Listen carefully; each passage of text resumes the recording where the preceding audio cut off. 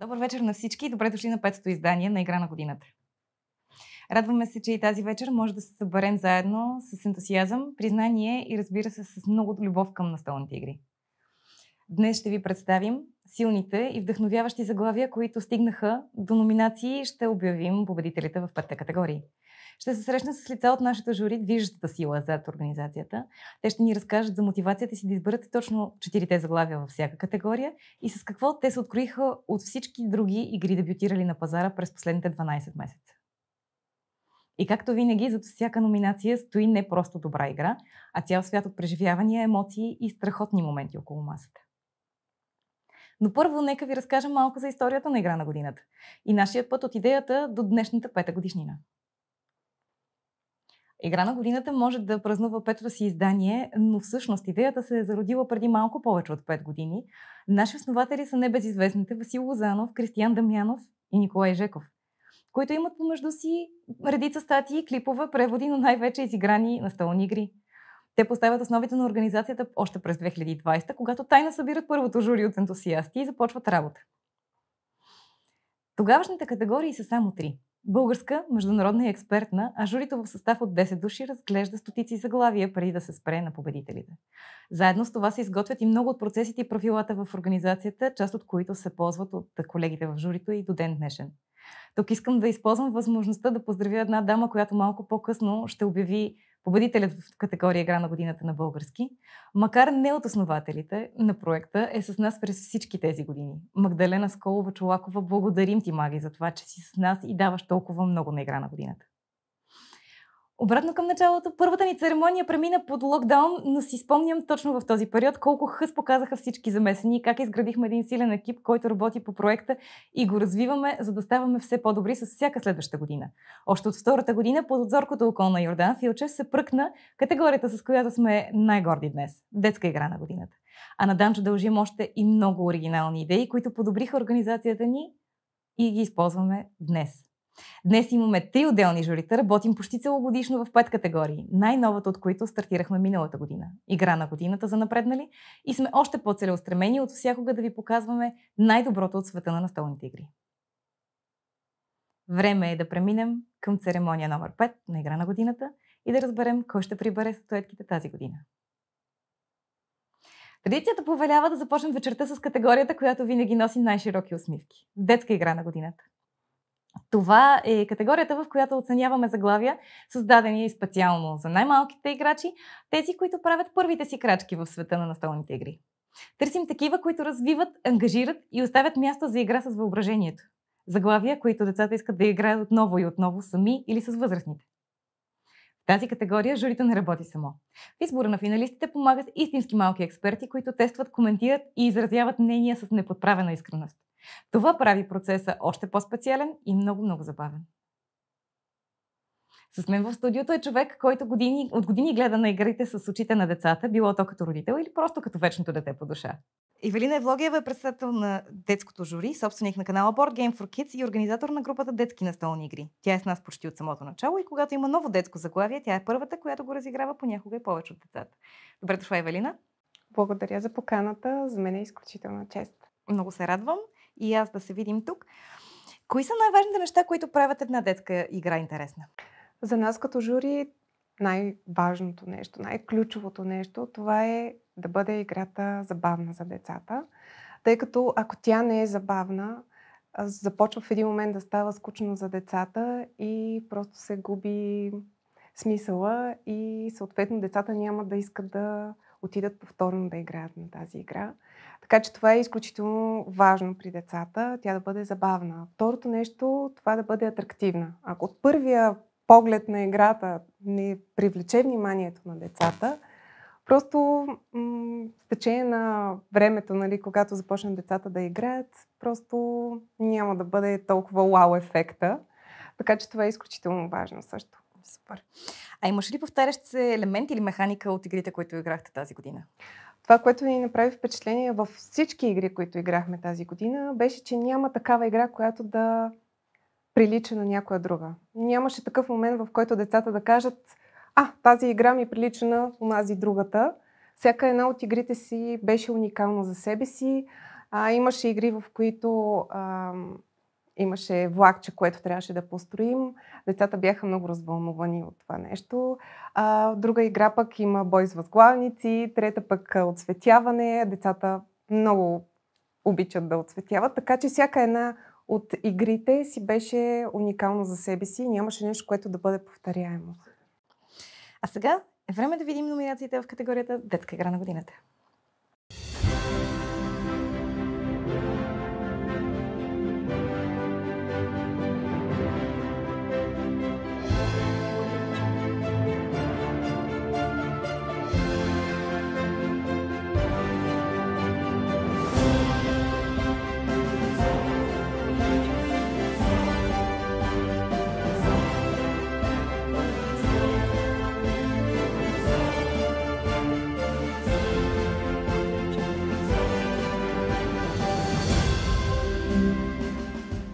Евелина, разкажи ни малко повече за игрите, които заслужиха номинация и защо се спряхте точно на тях. Първо искам да кажа, че ни беше изключително труден избора, защото виждам един такъв много интересен напредък в развитието на детските настолни игри. Така че избора беше така сложен.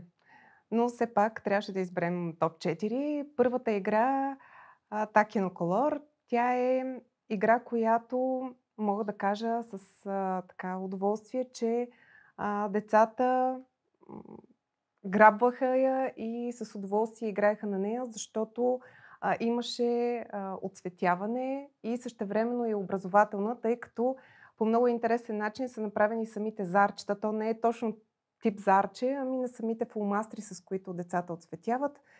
Те са с различни цветове и има геометрични форми, които след това трябва да отсветят на картинките, които са зададени в играта, което беше много, много интересен начин, по който децата да достигнат и да научат нови неща и да упражняват, разбира се. Другата игра, Грьосекайне Индевщайне, тази игра, тя също е свързана с геометрични форми.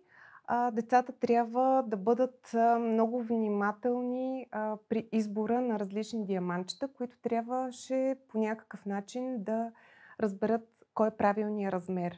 И тук идва момента, в който децата разбират чрез игра, започват да научават хем формите, хем да се учат повече да бъдат наблюдателни, внимателни в избора си, защото може съвсем малка разлика да има, но тя да бъде ключова.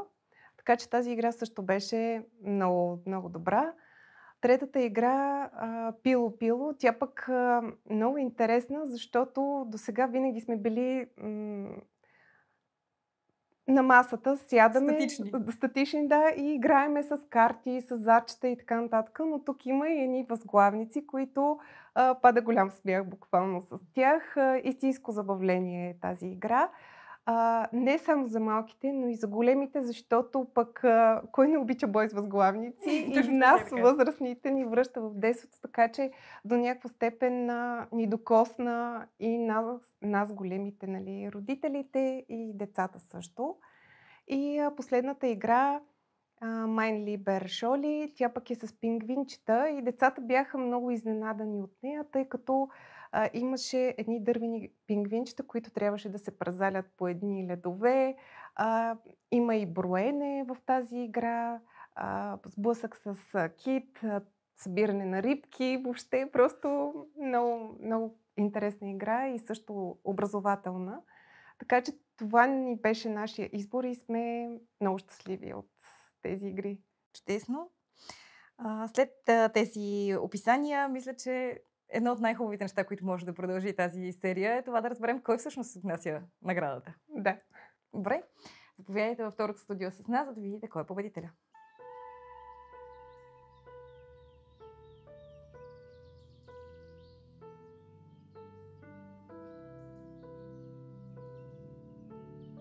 Време е да обявим и победителя в категория Детска игра на годината. Моля, колеги. Благодаря. И победителят е Пило-Пило. Честито на победителя! Пило Пило е дело на Blue Orange Games и дизайнерското трио Уриш Трайголд, Лиад Вакс и Наама Вайс. Зад илюстрациите стоят Симон Души и Джеси Тьокфер. Това е трета номинация за издателя и първата му награда в категорията. Следва ред на една категория, която ни е особено близка. Категорията, в която родният език и локалната адаптация превръщат настолните игри в още по-достъпни и любими. Игра на годината на български отличава заглавия, които са се появили с официален превод у нас през последната година. В тази категория оценяваме не само качествата на оригиналната игра, но и начина, по който тя е адаптирана, превода, графичното оформление, цялостното усещане и грижата, с която е поднесена на българските играчи. Независимо дали са преведени класики или съвсем нови заглавия, с тези игри достигат до най-много хора, защото правят настолния свят по-достъпен у дома, в училище, в клуба. Журито в тази категория беше изправено пред все повече заглавия, които заслужават внимание. Знак, че българската гейм среда расте и се развива. Тази година имаме особен повод за гордост. 3 от 4 номинирани игри излизат на български език паралелно със световната си премиера. Нещо, което до съвсем скоро не беше практика у нас.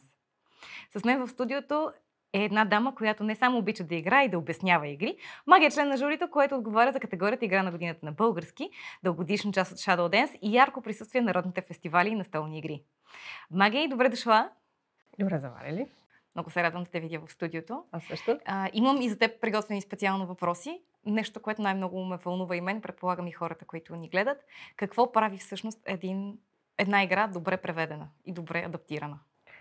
Всъщност са няколко неща. На първо време преводът трябва да бъде акуратен и точен, така че да нямаме изгубени в превода правила, които да водят до неясноти или проблеми с изиграването на играта. На второ място е хубаво все пак превода да бъде издържан естетически, да го наречем, максимално изчистен от чуждици, да звучи гладко на български език и разбира се, ако касае някакви реално съществуващи обекти или популярни франчайзи, те да бъдат локализирани с възприетите тук имена и наименования. Това определено са най-важните неща за едно добре локализирано заглавие.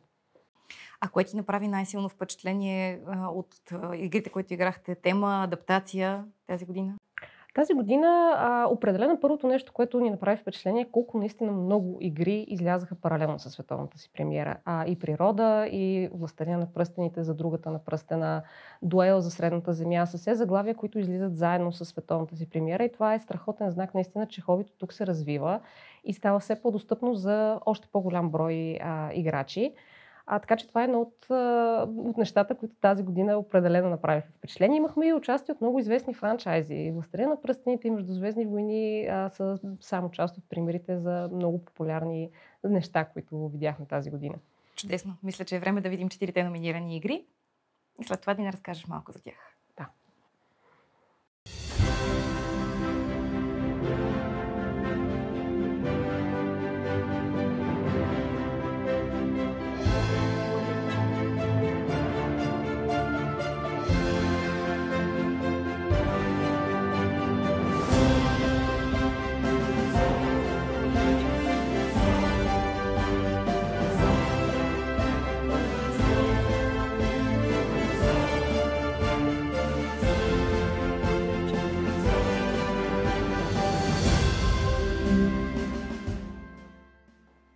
Разкажи ми малко повече за всяка от игрите, които стигнаха до номинация.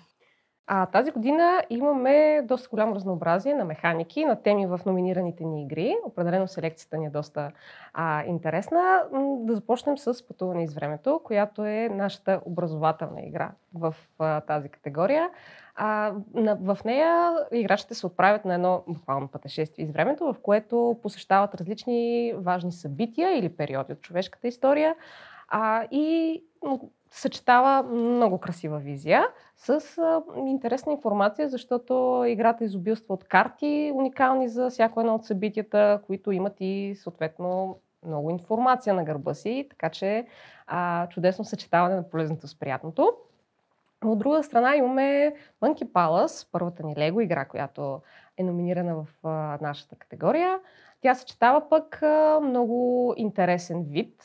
Все пак фактора за игра с всички лего елементи, пространственото мислене са много добър подход, особено подходящ за семейната аудитория.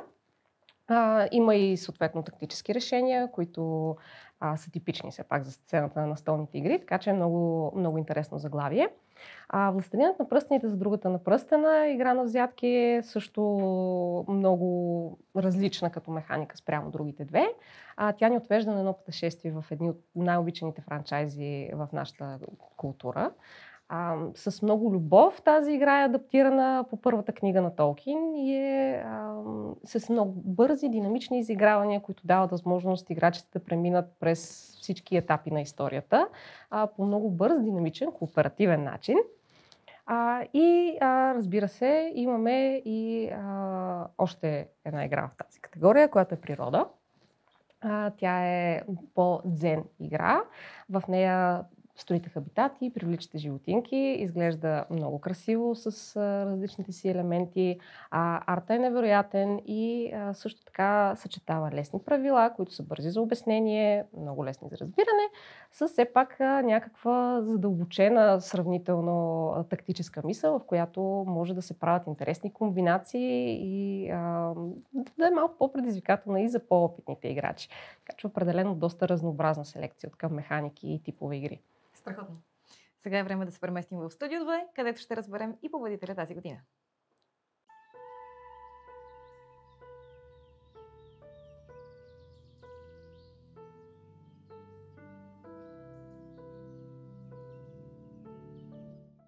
И така, време е да разберем кой е победителя в категорията Игра на годината на български. Колеги, моля плик.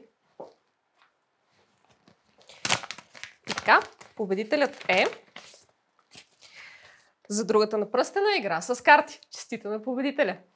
За другата на пръстена е локализирана от Bluebird Games, а в оригинал издател е Office Dog. Дизайнер е Брайан Борнмюлер, а илюстрациите са дело на Илейн Райан и Самюел Шимота. Bluebird Games не са номинирани досега, а Office Dog с номинация и в категорията за напреднали. Още от самото начало на Игра на годината, българската и международната категории бяха замислени като сестри, две много близки категории, които ги дели само език. И тук оценяваме основно семейните и парти игри, които имат умението да събират поколенията отново около масата, в която децата се смеят с родителите си, а бабите и дядовците неусетно се превръщат в стратегически съюзници или коварни съперници. Международна игра на годината отличава онези заглавия, които правят точно това. Превръщат обикновената вечер дома в момент, за който всички ще говорят още дълго. Това са игри, които не делят хората по възраст или опит, а ги обединяват около общото преживяване. Те трябва да са лесни за научаване, бързи и за обяснение и достатъчно вълнуващи, за да искаш веднага да ги играеш пак.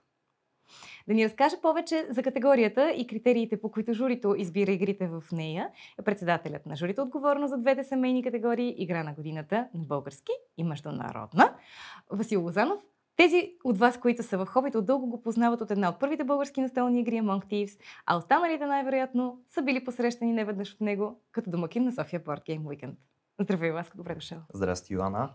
Радвам се, че си тук. Да, и аз в студиото за първи път. И чудесно.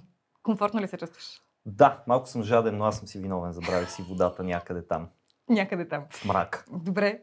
Стрикно за семейната аудитория ли са игрите, които разглеждате?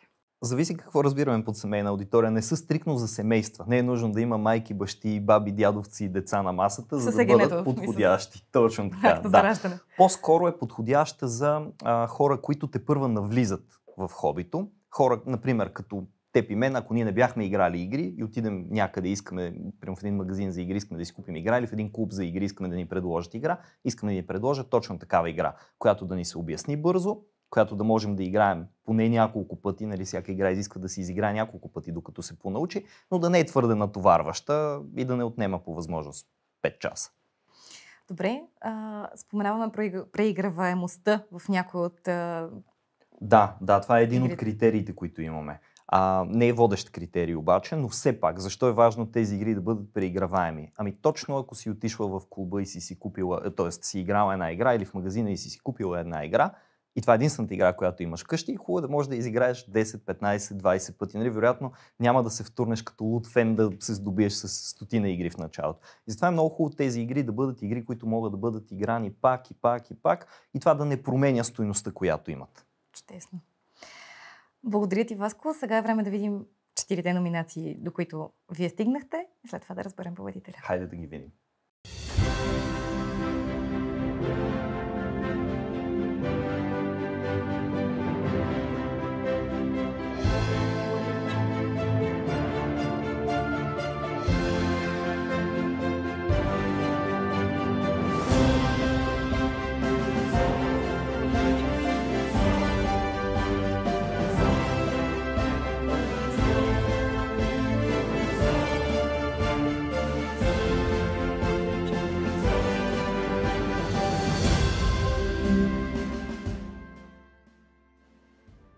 Какво ще ни разкаже за 4-те номинирани игри? Както виждаш, Йоана, 4 много различни игри. Най-напред да кажа, че ние сме страхотни късметли тази година, защото едновременно излязоха няколко на английски и на български език, което означава, че няколко от игрите се отляха в другата категория. Не знам какво щяхме да правим, ако трябваше и тях да ги сравняваме с тези.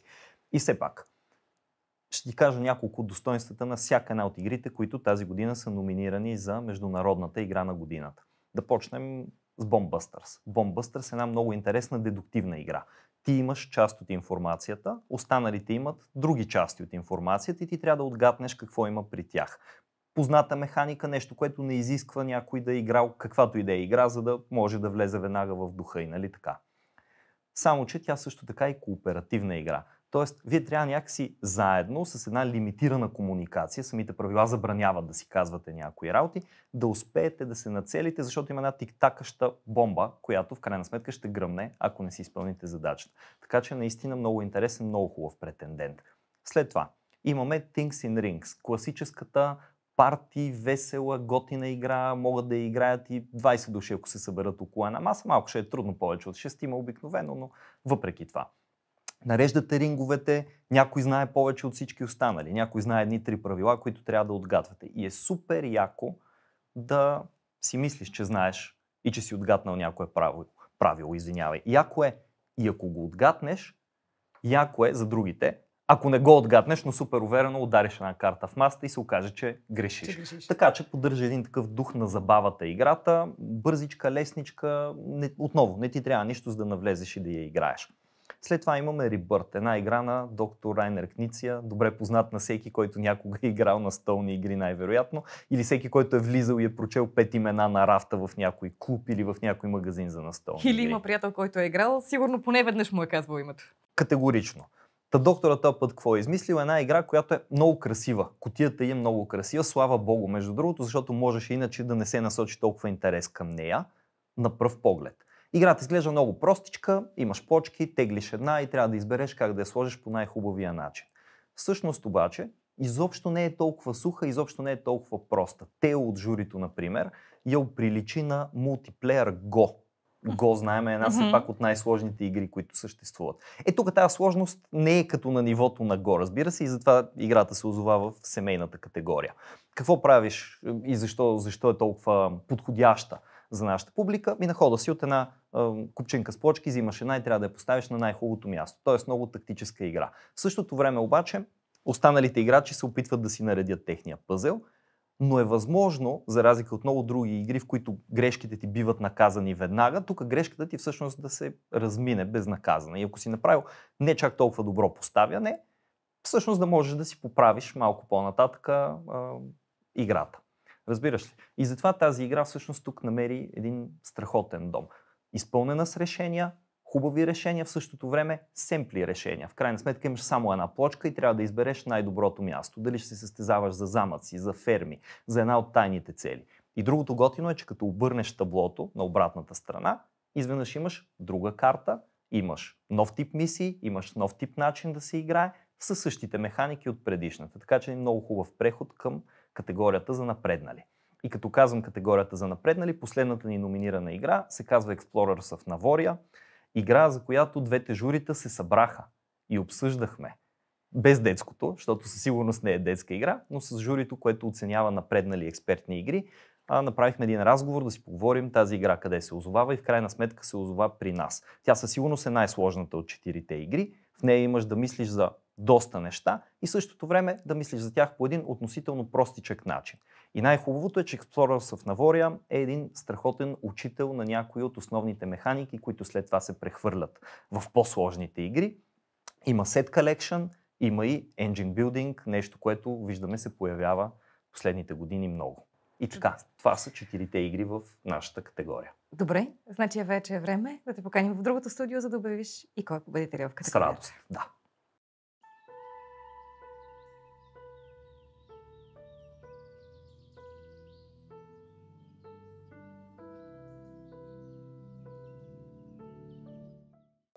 Остана да разберем кой е победителя в категорията Международна игра на годината. Благодаря. И така, тази година победител е Rebirth. Честито на Rebirth. Rebirth се издава от Mighty Boards, а дизайнер е легендарният Райнар Книция. Визуалното оформление е дело на художниците Ана Псибилска и Кейт Ридисюк. Mighty Boards спечелят наградата с първата си номинация, а Райнар Книция е номиниран още 2 пъти в предходни години. Категорията игра на годината за напреднали е мостът между познатото и новото. Между удоволствието от играта и удоволствието от овладяването й. Тези игри предизвикват ума не с дълги правила, а с възможности. Те изискват планиране, добра интуиция и често няколко разигравания, за да усетиш пълния им потенциал. Затова и наричаме тази категория за напреднали. Не е задължително, защото са трудни, а защото те изкушават да надграждаш себе си с всяка следваща игра. Категорията, която въведохме миналата година, вече се радва на голям интерес както от журито, така и от вас, почитателите на игрите. С мен тази вечер е Елена Домощиева, член на журито, което разглеждаше игрите за напреднали. Тя има много интересен подход към игрите и успява да ни омагьоса с снимки и ревюта на заглавията, за които поставя на масата си. Сигурна съм, че поне веднъж сте спирали поглед на котките, които винаги са идеално позиционирани върху капака, под капака, зад кутията или направо отгоре на борда. Елена, добре дошла. Добре, заварила я ли? Радвам се, че си тук, че можем да се видим в студиото. Моля те да ми отговориш на няколко въпроса. Първо, най-важният. Какво означава за вас играта да е за напреднали?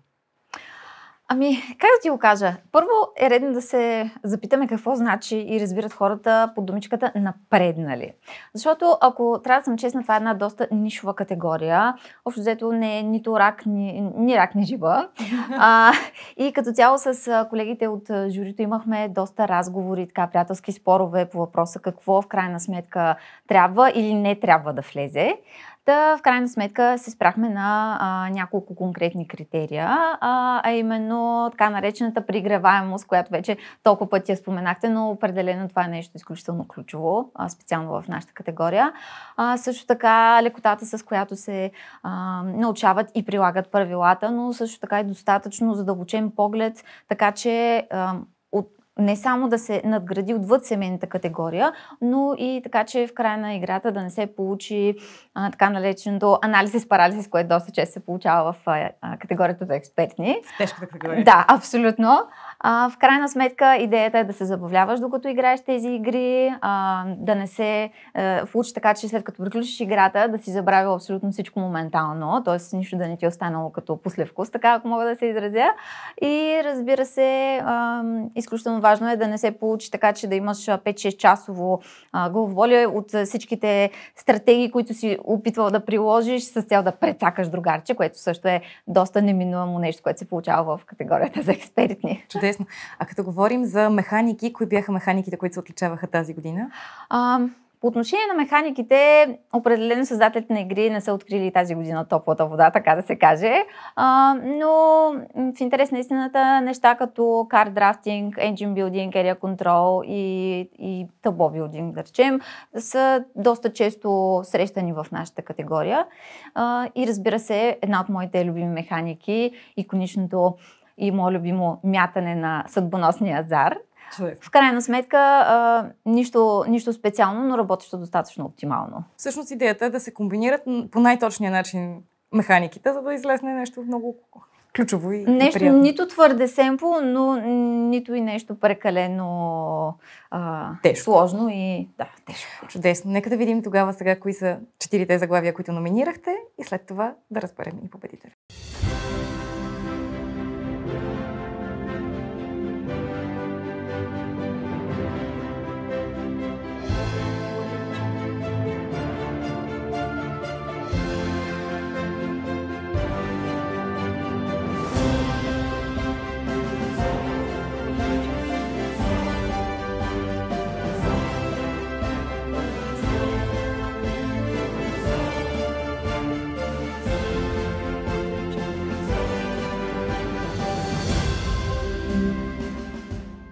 В крайна сметка тази година имаше изключително голямо, така, как се каже, море от заглави, между които да изберем.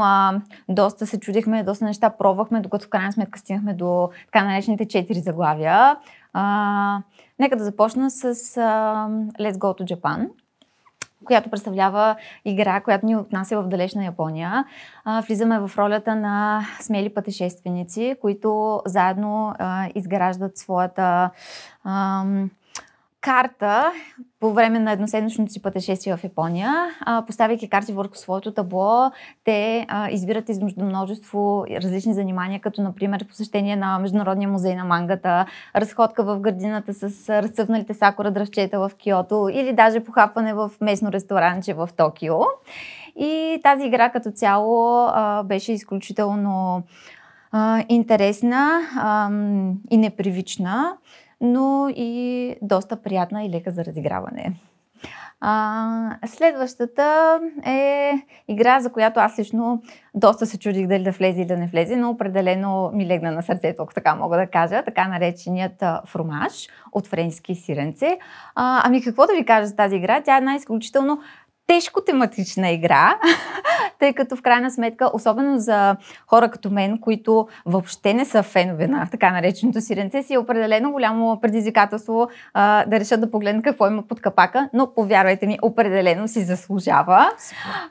Влизате в ролята на френски артизани, които не просто произвеждат, те просто създават една експлозия от аромати, вкусове и цветове под формата на едни малки наслади, не само за нецето, но и за душата. Много така наречените сиренца, да. И в крайна сметка тази игра доста ни допадна, доста е преиграваема и затова решихме да сложим в тази номинационна категория.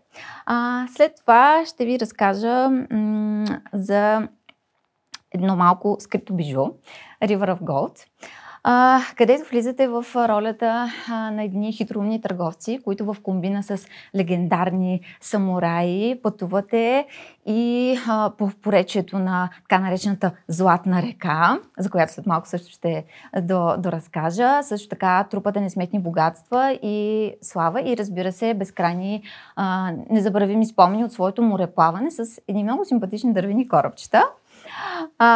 Съответно, играта е изключително вдъхновяваща, не само с своето бутиково табло, което ако някой реши да си я вземе, определено ще бъде запленен, но също така и с всичките начини, по които можеш да спечелиш, да се разнообразиш и да се насладиш.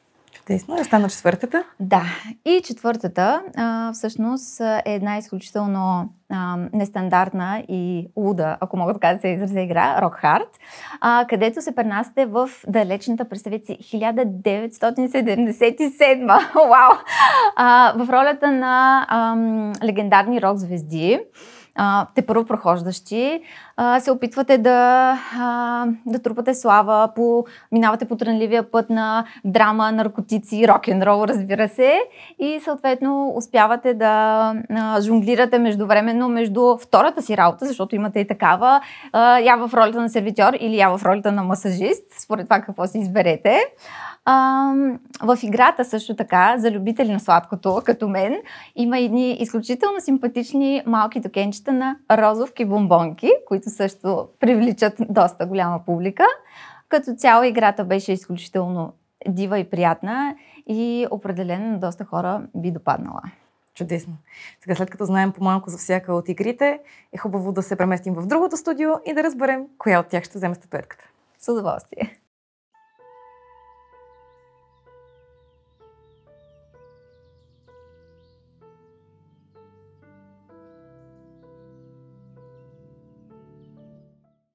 Драги зрители, предстои да разберем кой е победителя в тази годишната категория за напреднали. Благодаря за вика. И всички тръпнем в очакване. Това число и аз. И победителят е Let's Go to Japan! Честито на печелившите! Let's Go to Japan е игра на водещото американско студио AEG. Дизайнер е Джош Вуд, а за илюстрациите са се постарали цели 5 художника. AEG са стари познайници на журито на игра на годината с 3 предишни номинации и 2 награди. Категорията експертна игра на годината е най-дълбокото гмуркане в хобито. Това е полето на стратегическите гиганти, игри с дълбоки механики, дълги партии и богата преиграваемост. Не са за всеки, но са всичко за някой. Тук журито разглежда игри, които те изпитват не само като играч, но и като човек, който трябва да взема трудни решения, да мисли няколко хода напред и да се адаптира постоянно. Това са игрите, за които се говори дни наред, дълго след като са приключили.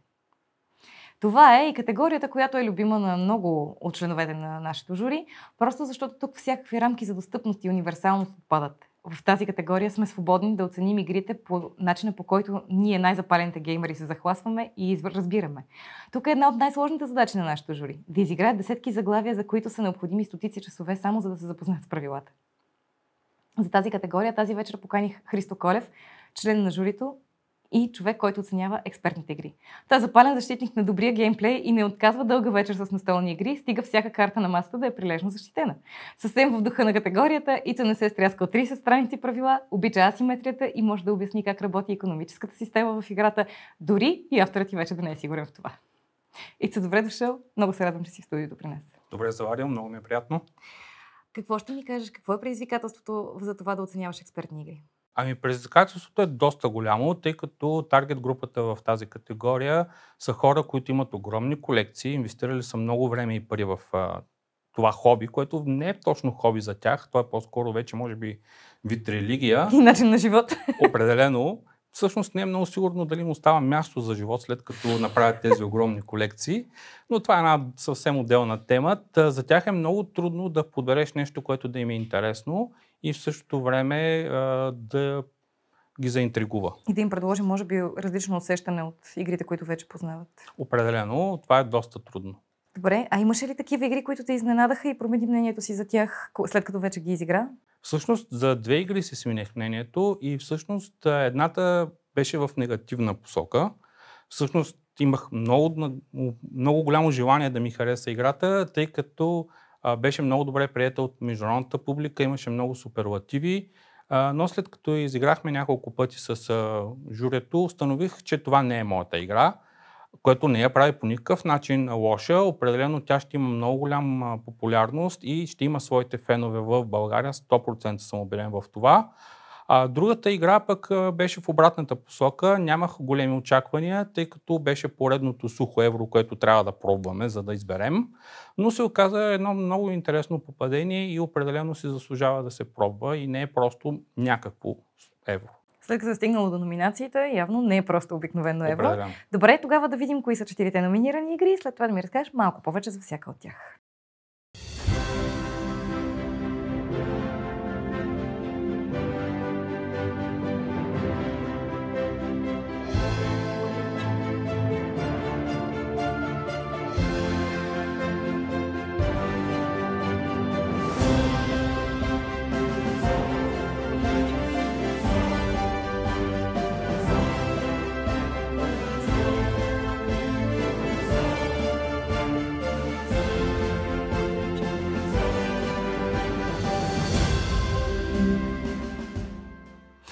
Видяхме номинираните игри. Сега какво ще ми кажеш за всяка от тях?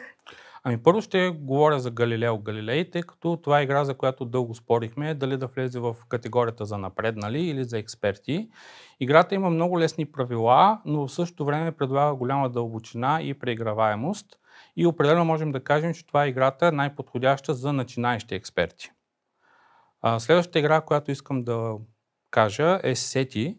Сети представлява изключително интересна игра поради факта, че самия борд е модел на Слънчевата система и планетите около нея се въртят около Слънцето, както в реалния живот. Но тук интересното е, че това въртене не е регулярно, а е в резултат на действията на играчите. И това те кара постоянно да следиш кой какво прави, защото правилното позициониране на тези планети в Слънчевата система е от ключово значение за успеха в играта. Третата игра е отново на космическа тема. Това е Аркс. Аркс е една много интересна игра. Определено тя ще предизвика много дискусии в БГ обществото, тъй като играта определено ще намери своите фенове, но много хора няма да я харесат, тъй като при нея трябва да се играе тактически. Хората в тази категория обикновено са свикнали да си правят дългосрочни планове, да планират, да мислят дълго. Анализ парализис, популярна дума. Тук това не е възможно. Трябва да се реагира много бързо, в зависимост от това какви карти са ти дошли в ръката. Така че Arx е по-скоро тактическа игра, а не стратегическа. С кратки стратегии. Да, определено трябва да си много гъвкав, защото иначе определено ще си много зле в играта и няма да успееш. Добре, и четвъртата е? Четвъртата е Unconscious Mind, най-сетне игра, която не е свързана с космоса. В нея играчите са психоаналитици в Виена и това, което трябва да отбележим за играта е, че тя има изключителен арт. Много красива и е живото доказателство, че е възможно едновременно да си умен и красив. Чудесно. Да, играта определено има много голяма дълбочина и в същото време темата е много добре вписана в нея. Горещо я препоръчваме на всеки един заклет геймър да я провери. Супер. Ами тогава вече, след като знаем кои са 4-те номинирани, знаем по малко повече за всяка от тях, е време да отидем в студио 2, за да разберем кой е победителя.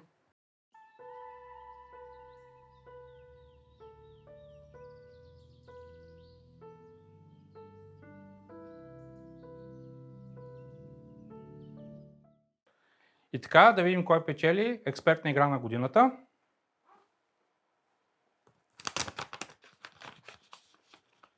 Победител е Сети. Честито!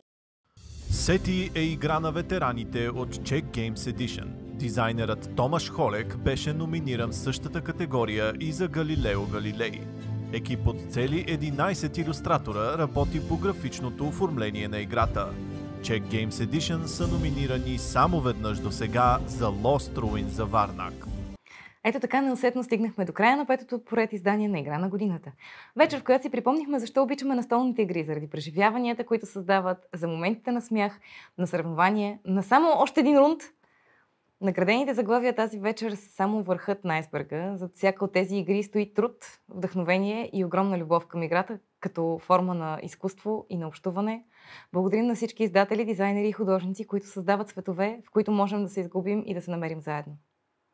От името на целия екип на Игра на годината и всички, които стоят зад организацията, искаме да кажем едно огромно благодаря на журито, което прекара часове в игри, в диалози, понякога в бурни дискусии. На доброволците, които ни подкрепят всяка година и на всички вас, публиката тук в залата и онези, които ни гледат от дома си.